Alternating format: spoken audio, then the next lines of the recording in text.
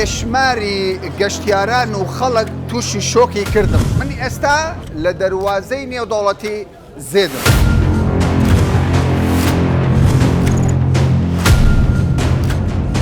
چۆن پێشوازی لەو خەڵکە دەکەن، چۆن کۆنتترۆلی دۆخەکە دەکەن؟ بێگومان چونکە دەواازەکە نوێ خەڵکی زۆر ئەوێت استقلالی وەزعی پێ بکات، بەڵام ئەمەش احتیاطی خۆمان وەرگرت.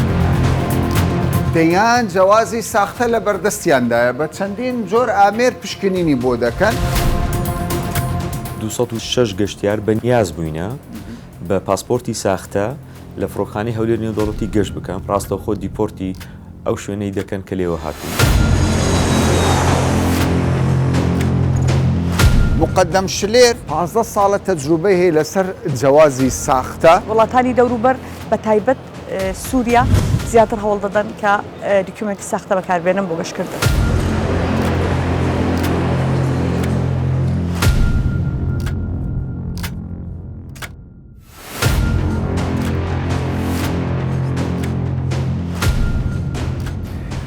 دەیان جیازی ساختە لە بەردەمی مندایە. دەزانن ساڵانە نزیکەی 1000 کەس دەیەوێت لە ڕێگەی پاسەپۆرتی ساختەوە بچتە دەرەوەی هەرێمی کوردستان، هەندێک جارش لە ڕێگای پاسەپۆرتی ساختەوە بێتە نێو هەرێمی کوردستان. ئێستا من لەگەڵ کەسێک گفتوگۆ دەکەم، ئەویش عەقید ئاکامە، شارەزا و ئەزموندارە لە بواری بەڵگەنامەکانی گەشتکردن بە تایبەت جۆرەکانی پاسەپۆرتی ساختە. ژمارەکەم تەواوە کە ساڵانە نزیکەی 1000 پاسەپۆرتی ساختە لە دەواازەکان دەستی بەسەردا دەگیرێت. بەڵێ لەگەر باسی هەموو دەواازەکان بکەین بڵێ لەوانەیە شتێک زیاتر شتێک کەمتر بڵێ کاکامەرە. من خۆشبەختانە بۆ ماوەی 90 ساڵ ئەزمموی کارکردن لە دەواازە سنووریەکان بە تایبەت لە فڕۆکخانی هەولێری نێودەوڵەتی کارم کردووە. لە ماوەی کارکردنم ئەزممویەکی باشم پەیدا کردووە لەسەر چۆنیەتی ناسینەوەی بەڵگەنامە ڕەسەنەکان و جیاکردنەوەیان لە بەڵگەنامەی ساختە. بەس پاسەپۆرت ساختە دەکرێت یاخود بەڵگەنامەکانی تریش بە شێوەیەکی گشتی بەڵگەنامەی گەشتکردن تەنها پاسپۆرت نییە، پاسپۆرتە و فیزەیە کارتی نیشینگەی وڵاتەکانە. زۆر جاران پاسپۆرتەکە تەواوە ڕەسەنە، بەڵام فیزەکەی سەر پاسپۆرتەکە ساختەیە، یان کارتی ئیقامەکەی ساختەیە، یان هەندێک جار پاسپۆرتەکە هەمووی تەواوە، کارتی ئیقامەکە هەمووی تەواوە، بەڵام گەشتیارەکە خۆی نییە، گەشتیاری ئەمە پێی دەڵێن خۆگۆ. زیاتر لە چێن دەرز هاتو چۆ دەکرێت؟ چون زیاتر ساختەیە یان هاتن ئەوانەی کە بەڵگەنامەکانیان ساختەیە؟ عادەتەن ڕۆیشتن خەڵک دەیەوێت هەوڵ بدا بە پاسپۆرتی ساختە گەشت بکاتن.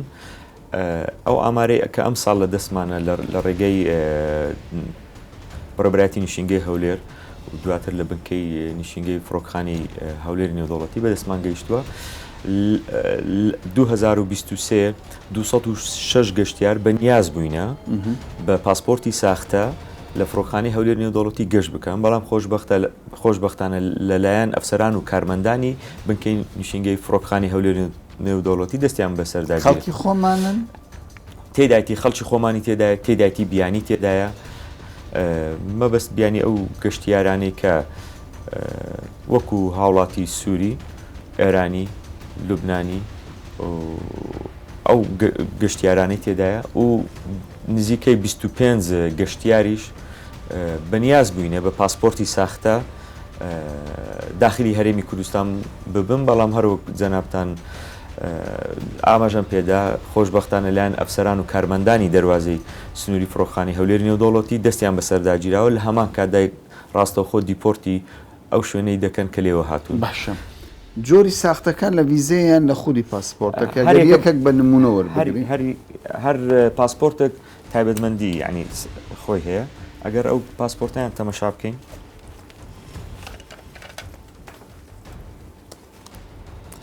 ئەو پاسەپۆرتیان پاسپۆرتێکی ئێرانیە لاپەڕی یەکەمی ساختە کراوە لاپەڕی یەکەم لاپەڕی لاپەڕی یەکەمی ساختە کراوە چونکە هەموو پاسپۆرتێک تایبەتمەندی خۆی هەیە ئێستا ئەو لاپەڕیان سکان کردووە بە دەستگە لەسەریان داناوە ئێستا گەر لێی بکەینەوە پاسپۆرتە ئەسلەکە دەردەچی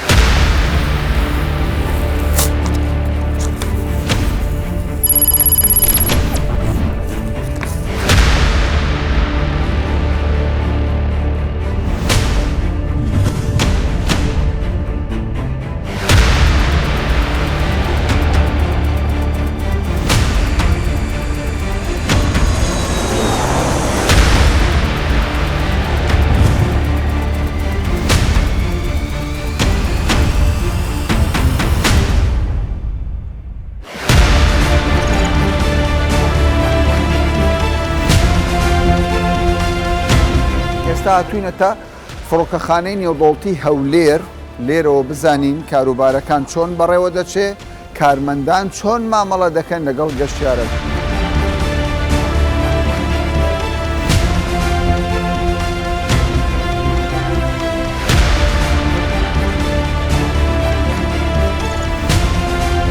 جەنابی عەقیل سڵاوتان لێبێ ماندوو نەبن هیوان باشیتانە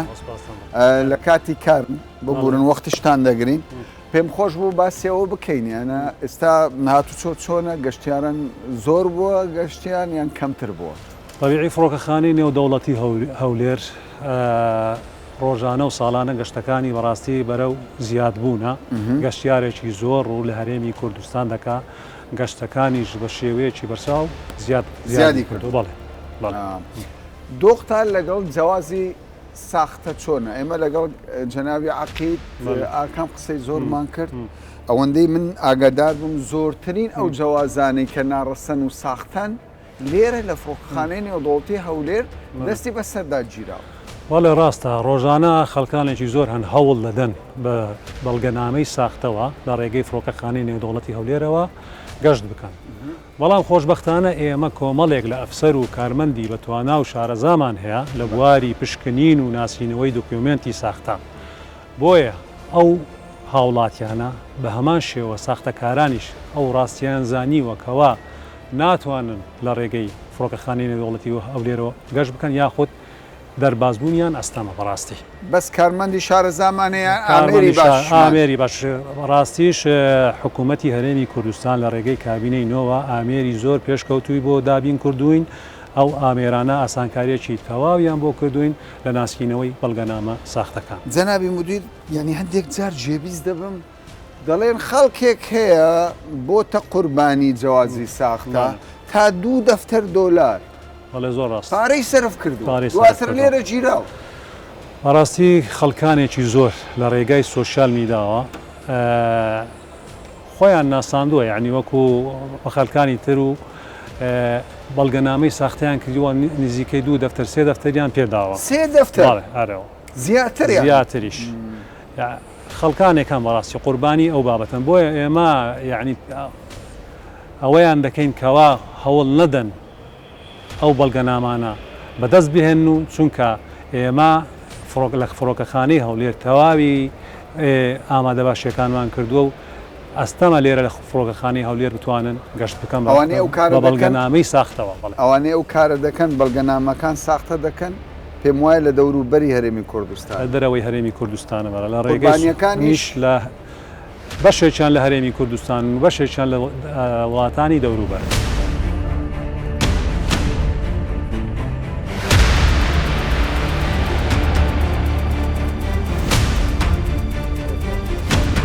لە نێو فڕۆکەخانەی نێودەوڵەتی هەولێر کۆمەڵێک ئەفسەر وەکو ئەم خاتونە بەڕێزە و کارمەندانی پاسەپۆرتش لێرە کار دەکەن. مقدەم شلێر 15 ساڵە تەجروبەی هەیە لەسەر جیازی ساختە شارەزایەکی باشی هەیە لەو ماوەیە کە تۆ کارت کردووە جیازی ساختەی زۆرتان دەست بەسەرداگرتەوە یاخود کەم؟ بەڵێ هەڵبەت جۆرەها جیاوازی ساختەمان دەست بەسەرداگرتووە لە فڕۆکەخانەی نێودەوڵەتی هەولێر هەرچەندە ئامارەکانی ئەم ساڵمان بەراورد بە ساڵەکانی پێشوو کەمی کردووە کەمی کردووە بەڵێ لە ئیتر خەڵکەکە زانیوێتی کە فڕۆکەخانەی نێودەوڵەتی هەولێر ناتوانێت لی دەرچێت کەمتر چانسی خۆیان تاقی بەڵێ بۆ نمونە ئاماری ئەم ساڵمان تاکو 12/8/2024 155 حاڵەتی ساختەمان هەبووە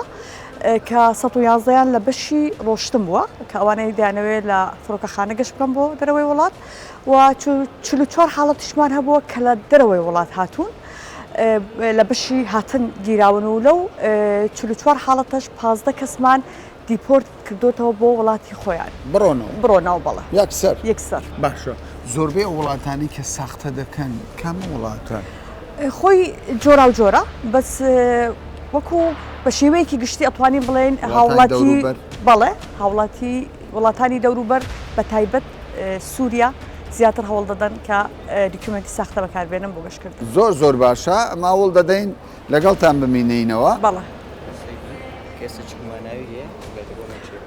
کا کامەرا خوشبەختانەوە دیارە ئێستا حاڵەتێکی تەزویرمان هەیە ئەگەر بفرمووی سەیری گومان دەکەن بەڵێ بچین دەتوانین سەیریکەین بەڵێ باش بابڕ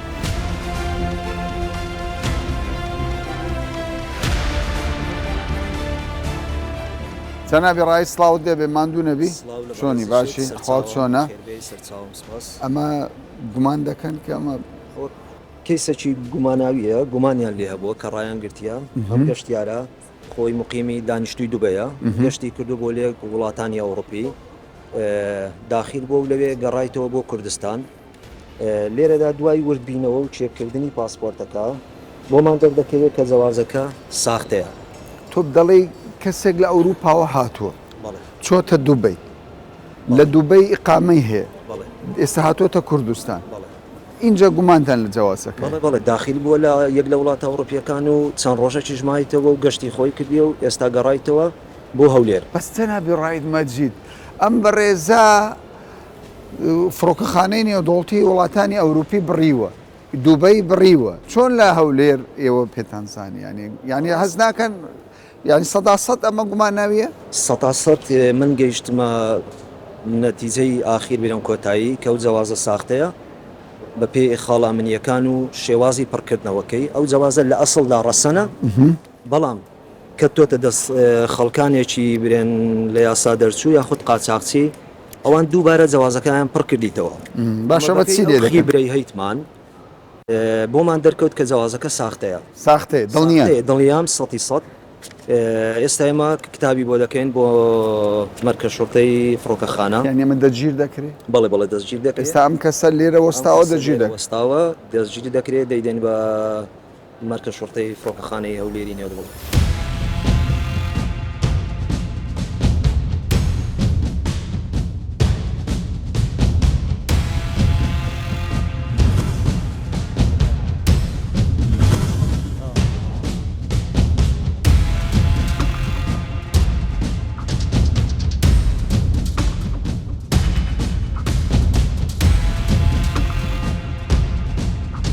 بەڕێز ئارەم ئێوە بەڕێوەبەری بەشی خول و ڕاهێنانن هەندێک جار جێبیست دەبین لە دەواازەکان نامەوێت ناو بهێنم بەڵام بەشێک لە گەشتیاران هاوڵاتیان دەڵێن مامەڵەیەکی ناتەندروست نائاسایی لەگەڵ گەشتیاران دەکرێت کابینەی نوێی حکوومەتی هەرێم کوردستان ئامانجی ئەوەیە زیاتر خزمەت بە هاوڵاتیان بکە لە بابەتی دەواازە سنووریەکان و فڕۆکەخانەکانیش وەزارەتی ناوخۆ بەڕێوەبەرایەتی نیشنگەی پارێزگای هەولێر ئامان زمان ئەوەیە لەوکردنەوەی ئەو خولانە ئاسی ڕۆشنبیری و تەکنیکی ئەفسەر و کارمەندانمان زیاتر بەرز بکەینەوە.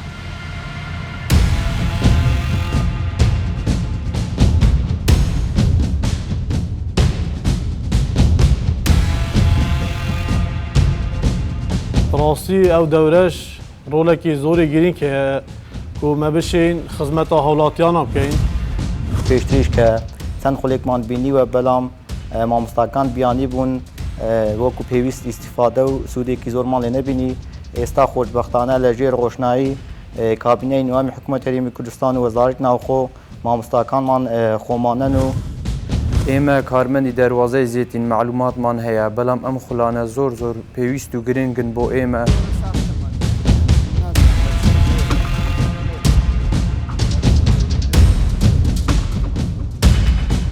زۆر زار لە دەواازەکان کارمەندەکە پشکنین بۆ جیازەکە دەکەوە کۆم بەڕێزانە ئێستا دەیان جیازی ساختە لە بەردەستیاندایە بە چەندین جۆر ئامێر پشکنینی بۆ دەکەن ئێمە هەندێک جار کە ڕامان دەگرن ئەوان گومان لە جیاوە لەوان جیازە ئەو یەک لەوانە ئەوە چیانی ئەسلیان عادیەوە جار تو حەز دەکێ بزانی کێهانە ئەوە یەکیان وەڵاهی ئەوە زۆر بە ساختە دەچی ئەوە زۆر بە ساختە دەچی تاکیت با پێت بڵێم مۆکارەکە چیە وێنەکەی زۆر کاڵە هەرچەندە مۆری دەرچوون و هاتنیشی یەکجار زۆرە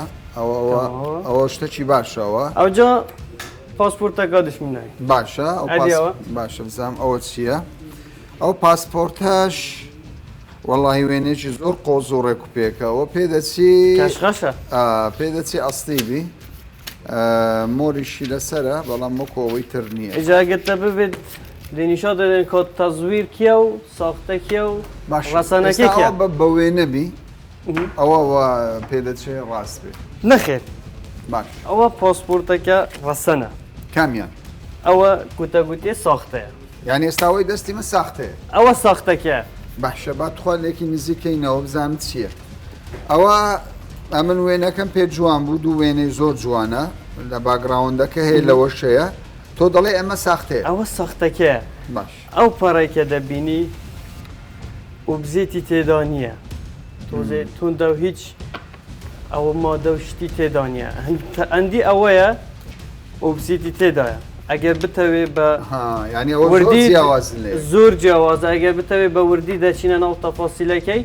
پێ دەڵین کە کو جیان دەکەیەوە ئەوە یان ئەسڵی بۆ ئەوەکە ئەسلیە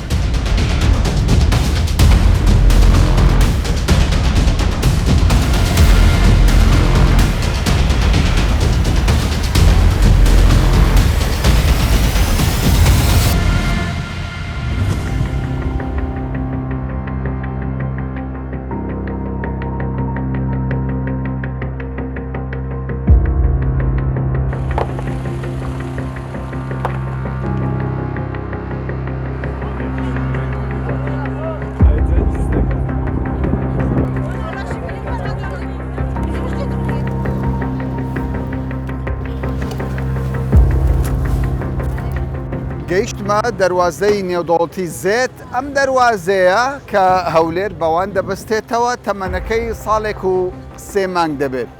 جمبوجۆڵێکی زۆر هاتوچۆیەکی زۆر و لێرە کارمەندەکانیش تازەن دەمەوێت بزانم لێرە کارمەندانی پاسەپۆرت چۆن مامەڵە دەکەن تاوکو ئێستا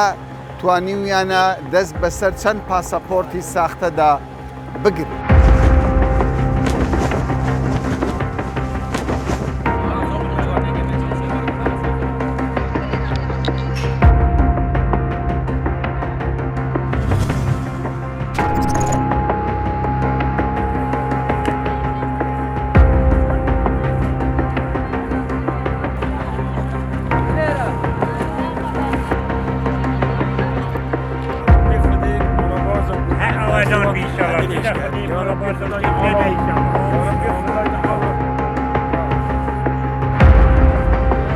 هاتوچۆی بێشماری گەشتیاران و خەڵک تووشی شۆکی کردم. من ئێستا لە دەواازەی نێودوڵەتی زێدم. لێرە ئەم دەواازەیە هەرچەندە تەمەنێکی کورتی هەیە ساڵێک و 3 مانگ بەس وەکو دەبینن ڕۆژانە بە هەزاران کەس هاتوچۆ دەکات. بەڕاستی ئەمە بۆ من شتێکی تازە بوو. ڕاید کامل بەڕێوەبەری پاسەپۆرتی دەواازەی نێودوڵەتی زێد. ئێوە